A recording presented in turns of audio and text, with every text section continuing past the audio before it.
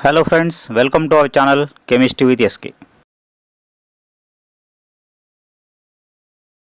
This is known as pH meter. Okay, this is the pH meter, and we have to see the calibration or standardization of pH meter. Okay, so first of all, before proceeding to the titration part, we need to see the calibration. What is meant by calibration? So that is nothing but the standardization. Standardization or calibration is nothing but removing the error.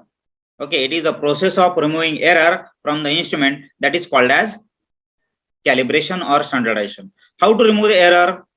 So, for example, if you are going to check your weight, what happens when you are standing on the balance or that weighing machine, we can say. So, what will happen? What do you check first? Whether it is zero or not. If it is not zero, you make it zero, right? So that process is called as standardization. It means if there is any error in the instrument, that can be identified and that can be removed. So that's why it is necessary to standardize this instrument, and it is the process.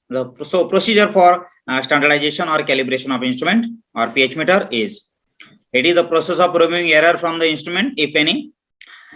For this, what we have to do? We have to do the connections of electrode to pH meter. Whatever the electrodes are there, that electrodes have to be connected to the pH meter, okay, by suitable ways.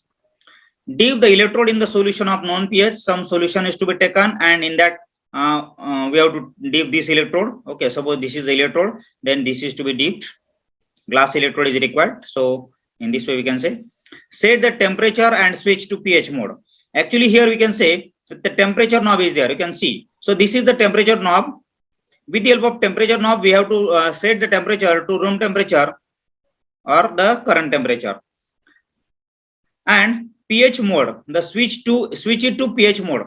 Actually here you can see this is a function. Okay, this is a function key. Just a minute. So this is a function key. With the help of this knob, this is standby mode, and this is pH mode, and this is voltage mode. So we can just shift it. Okay, there will be a knob. With the help of that knob, we can shift to potential mode or to the pH mode.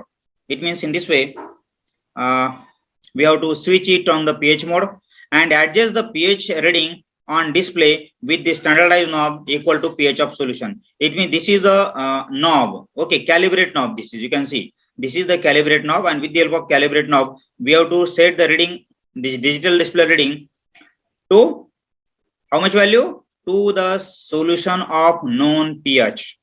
For example, this solution we have taken, and this solution, suppose it is having the pH of 5. So we have to adjust the reading. If the reading is 5, then it is okay. If it is not 5, if it is slightly less or more or whatever the value is there, then with the help of this calibrate knob, we can rotate it either to the clockwise or anti-clockwise, and we have to adjust the reading to the 5 pH, and then we have to set that we can say instrument, and that is so said to be in this way. We can say there is a calibration of instrument or standardization of instrument. That's it. So this is the standardization process or calibration process. Okay, got it? I repeat. First of all, make the connections as required.